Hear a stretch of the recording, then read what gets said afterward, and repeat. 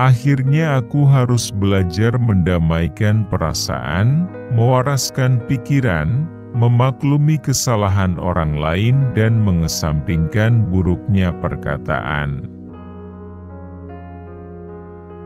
Bersikap sewajarnya manusia saja, bodoh amat dengan mereka yang menuntut sempurna, mungkin lupa arah tujuan.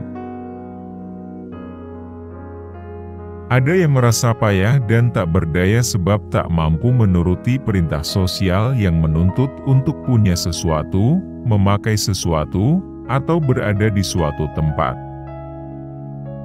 Pilih jalan mendaki karena itu akan mengantar kita ke puncak-puncak baru.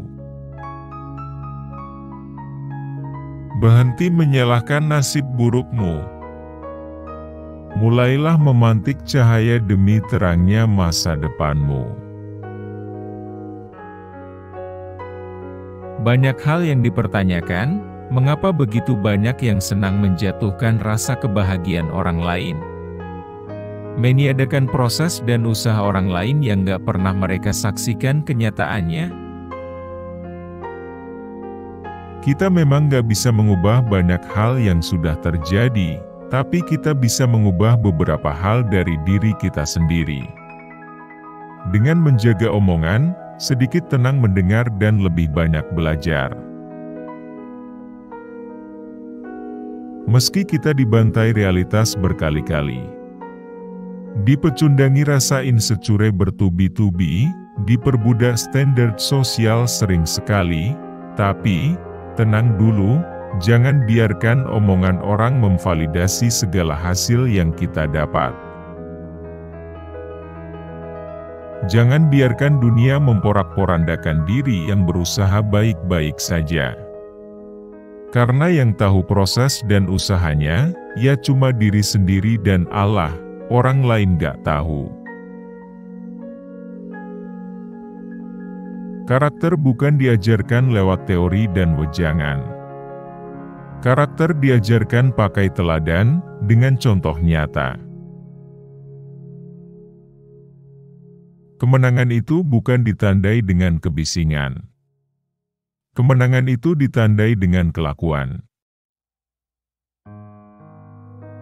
Pemimpin bukan sekedar bisa jadi hero, tapi bisa menciptakan dan menggerakkan hero-hero lainnya ikut turun tangan. Bagi sebagian kalangan kemiskinan itu dekat dalam angka, tapi jauh dalam rasa. Bermimpilah yang tinggi, tapi jangan berusaha menggapai mimpi tersebut. Melainkan berusahalah melampauinya. Orang-orang baik tumbang bukan hanya karena banyaknya orang jahat, tetapi karena orang-orang baik lainnya diam dan mendiamkan. Lokasi lahir boleh di mana saja, tapi lokasi mimpi harus di langit. Menilai niat. Biar itu urusan peniat dan Tuhannya. Nilai saja tindakannya. Baris kata yang diungkap dengan hati dan sepenuh hati bisa terhapus dari mata, tapi tak bisa dihapus dari memori. Ibu lahirkan ke dunia dan ibu juga yang bisa kembalikan ke surga. Perlu anak untuk sekadar jadi orang tua. Perlu hati, adab dan ilmu untuk jadi orang tua yang pendidik. Tak pernah tersendat aliran doa ibu untuk anaknya. Amat kuat dan ringankan semua langkah. Titipkan cita-cita pada imajinasi tanpa batas, biarkan ia terbang tinggi. Yang kita punya hanya nama baik, jadi jaga nama baik itu baik-baik. Biarkan ia ingat ayahnya. Pilih untuk berjuang, atau memilih turun tangan. Lihat ada masalah?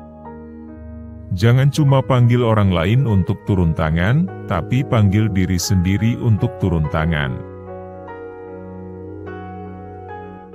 Kalau udah yakin bismillah aja, semoga apa yang kamu niatkan Allah permudah.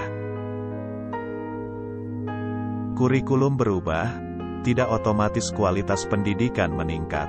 Namun, jika kualitas guru meningkat, kualitas pendidikan pasti meningkat. Itu kuncinya.